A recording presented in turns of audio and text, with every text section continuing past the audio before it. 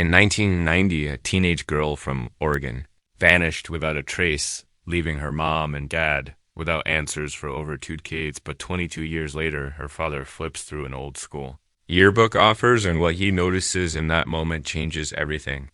The fog rolled in from the Pacific Ocean, blanketing the coastal town of Mornington, Oregon, in its customary morning shroud. Frank Sanders stood at the window of his daughter's bedroom watching as the mist swirled around the lighthouse point and distance. The scenic beauty of this small town with its thick woods and dramatic cliffs overlooking the ocean had always been a source of comfort for him. Until 22 years ago, when his daughter vanished without a trace. Frank turned away from the window, his eyes scanning the untouched bedroom. Everything was exactly as Alicia had left it.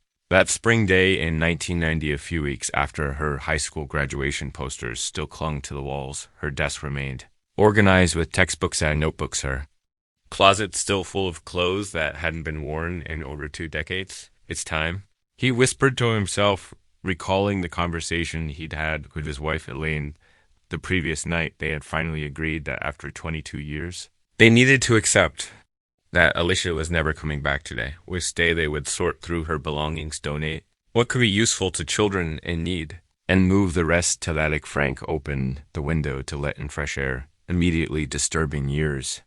Settled dust, he sneezed and wiped his eyes, then moved to the closet and began taking out Alicia's clothes. Each item brought back memories. Her favorite blue sweater, the dress she wore to her junior prom, the faded jeans with patches she had sewn.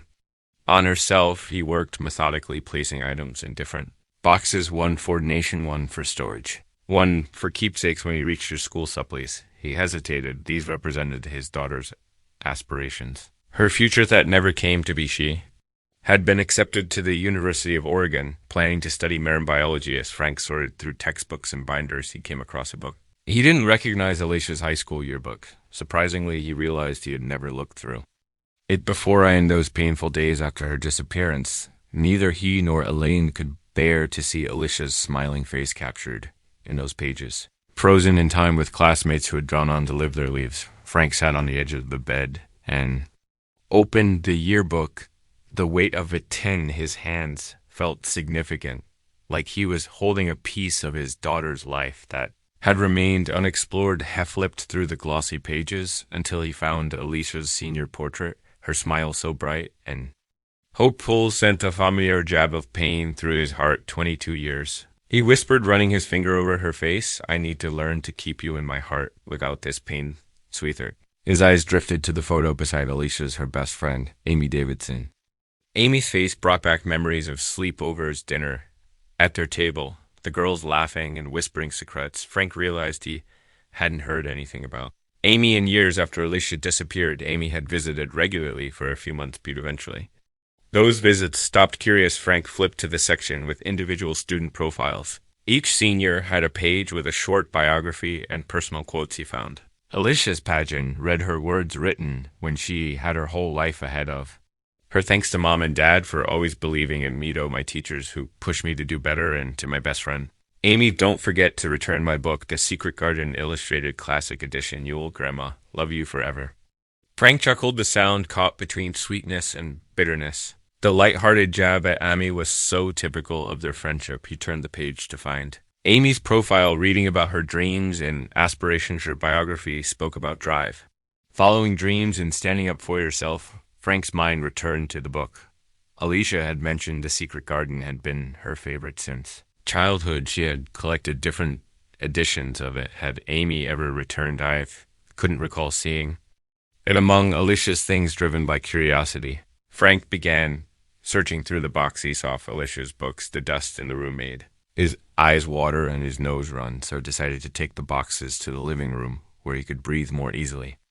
In the living room, he methodically emptied the boxes, arranging books and magazines on the coffee table and floor. There were fantasy novelizations, textbooks, nature magazines, but no illustrated edition of The Secret Garden. Frank wondered if Amy still had it after all these years. On a whim, he checked the back of the yearbook and found a section where students had written their contact information. Amy had scribbled her phone number with a note, "Call me anytime, BFF." Frank reached for his phone and dialed the number, not expecting it to still be in service after 22 years. As anticipated, the automated message informed him the number was no longer in use. Just then, the front door opened, and Elaine walked in carrying grocery bags from the farmers market. She stopped abruptly, taking in the scene of books and magazines scattered across the living room. Frank, what is all this? Her voice was sharp with surprise and something.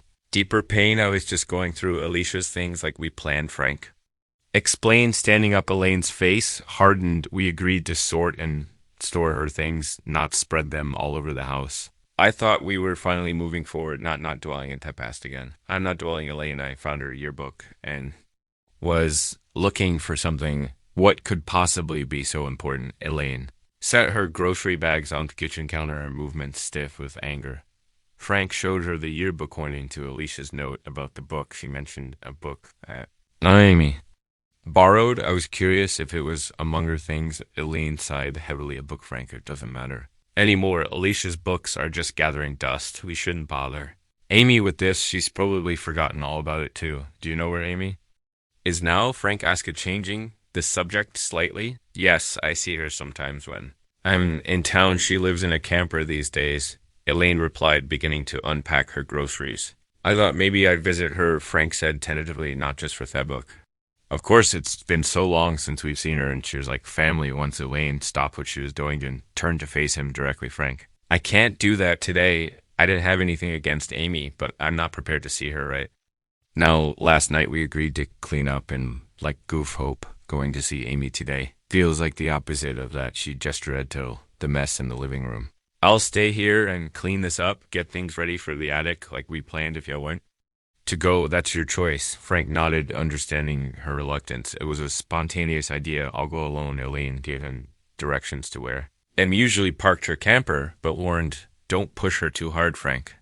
Alicia's disappearance must have hit her hard too. They were like sisters, Frank gathered. The yearbook, his phone, wallet, and car keys. As he headed for the door, he glanced back at Elaine, knew had already begun to neatly stack Alicia's books back into boxes. He felt a pang of guilt for leaving her with the cleanup, but something was pulling him toward Amy, toward answers to questions she hadn't even formed yet. The door closed behind him as Hess stepped out into the misty morning. The yearbook clutched tightly against his chest. Frank drove through the winding coastal roads of Mornington, following Elaine's directions to the camper park where Amy Davidson now lived. The journey took about 20 minutes, leading him away from the town center to a modest area where several camper vans were parked along a strip overlooking a wooded area. He parked his car and looked around, trying to identify which might be Amy's. There were about a dozen campers of various sizes and conditions. Some looked permanent, with small gardens planted beside them and outdoor furniture set up. Frank approached a man who was washing the windows of his RV. Excuse me, I'm looking for Amy Davidson. Do you know which camper is hers? The man pointed toward a blue and white camper at the far end of the lot. That's Amy's place. Nice lady, keeps to herself. Mostly, Frank thanked him and walked over to the indicated camper. It was modest but well maintained, with a small potted plant by the door. He took a deep breath and knocked. After a moment, the door opened. A woman in her early 40s stood there, her blonde hair now streaked with strands of gray. Her face showing the subtle lines of middle-age. She looked at Frank with polite confusion, no recognition in her eyes. Can I help you? She asked. Frank realized with a start that they wouldn't recognize each other. The last time they'd seen each other, Amy had been a teenager, and he had been 22 years younger. Amy, it's Frank Sanders. Alicia's father. Her eyes widened in surprise, then filled with a mixture of emotions, recognition, sadness, warmth. Mr. Sanders. Oh my goodness. Hi. Please come in. She stepped back, opening the door wider. Frank climbed the 2 small steps into the compact but cozy living space. The camper was neat and decorated with personal touches, photographs, small plants, colorful pillows. Please sit down. Will you like some coffee? Amy gestured to a small dining area. Coffee will be nice, thank you. Frank said, settling onto the bench seat as Amy prepared the coffee. Frank noticed how her movements were deliberate, almost cautious, as if she was giving herself time to process this unexpected visit. What brings you here after all these years? She asked, placing a steaming mug in front of him before sitting down across the table. Frank pulled out the yearbook he'd brought with him. I found this today while cleaning out Alicia's room. I realized I'd never actually looked through it before. Amy's eyes fixed on the book. I remember this.